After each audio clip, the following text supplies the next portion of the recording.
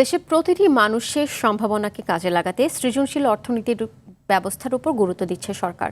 অর্থ ও পরিকল্পনা মন্ত্রী আমির খসরু মাহমুদ চৌধুরী এই তথ্য জানিয়ে বলেন, অর্থনীতিকে এগিয়ে নিতে হলে সব পেশার মানুষের শ্রমের যথাযথ মূল্যায়ন করতে হবে।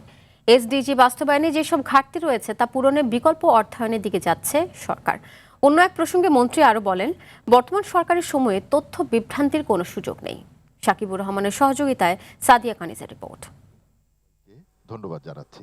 রাজধানীর চিন্মৈত্রী সম্মেলন কেন্দ্রে অনুষ্ঠিত হলো এসডিজি বাস্তবায়নে 5 বছর মেয়াদী কৌশলগত কাঠামো কর্মকৌশল নিয়ে জাতীয় সম্মেলন। 10 আগস্ট প্রধানমন্ত্রী তারেক রহমান 3 দিনের এই সম্মেলনের উদ্বোধন করেন। উদ্বোধন ঘোষণা করছে। বুধবার সম্মেলনের সমাপনী দিনে অংশ নেন দেশি বিদেশি উন্নয়ন সহযোগী ও সরকারের নীতি নির্ধারকরা।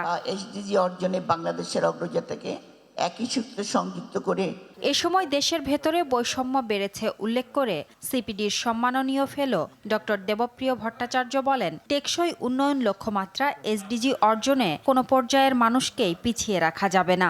দেশের ভিতরে বৈষম্যের পরিমাণ কিন্তু বেড়ে গেছে এবং এই বৈষম্যের পরিমাণ শুধু আয়ের বৈষম্য না, এই বৈষম্য আমাদের ভোগের বৈষম্য, এই বৈষম্য আমাদের কিন্তু সম্পদের বৈষম্য, সেখানে আরও বেশি গভীর।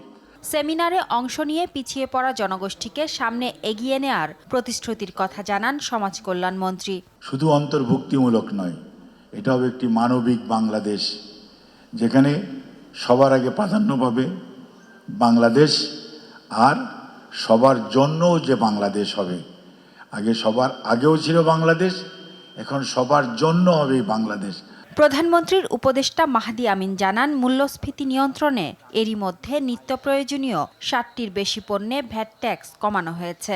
কর্মমুখী অর্থনীতি গড়ে তুলতে হাতে নেওয়া হয়েছে বহুমুখী প্রকল্প। কৃষকদেরকে অর্থনৈতিকভাবে আরও বেশি কিভাবে সামনের দিকে এগিয়ে নিয়ে যায়, কিভাবে তথ্য ভান্ডার গড়ে তোলা যায়, কিভাবে ওয়েদার বেস ফোরকাস্টিং করা যায়, সেগুলো নিয়ে একটা ইন্টিগ্রেটেড প্ল্যাটফর্ম তৈরি করা হচ্ছে।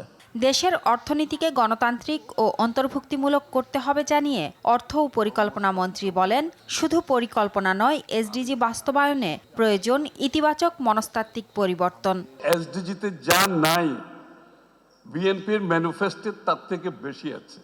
We are beyond SDG. যদি আমরা পুরো ম্যানিফেস্টো বাস্তবায়ন করতে পারি, এসডিজির বাইরেও অনেক কিছু কাজ এই ম্যানিফেস্টোর মধ্যে আছে। সো এখন প্রশ্ন হচ্ছে, আমরা সবাই মিলে এই কাজটা করতে হবে। All stakeholders must come together. সরকারের নির্বাচনী ইশতেহার বাস্তবায়ন করা গেলে এসডিজির লক্ষ্য অর্জনও অনেকটা স্বয়ংক্রিয়ভাবে সম্ভব হবে বলে আশাবাদ জানান মন্ত্রী। এ সময় অন্য এক প্রসঙ্গে মন্ত্রী বলেন, তথ্যের স্বচ্ছতা নিশ্চিত করেই কাজ করা সরকারের মূল লক্ষ্য। নিশ্চিত করছি যে সঠিক তথ্য দিতে হবে। সাদিয়া কানিজ, RTV, ঢাকা।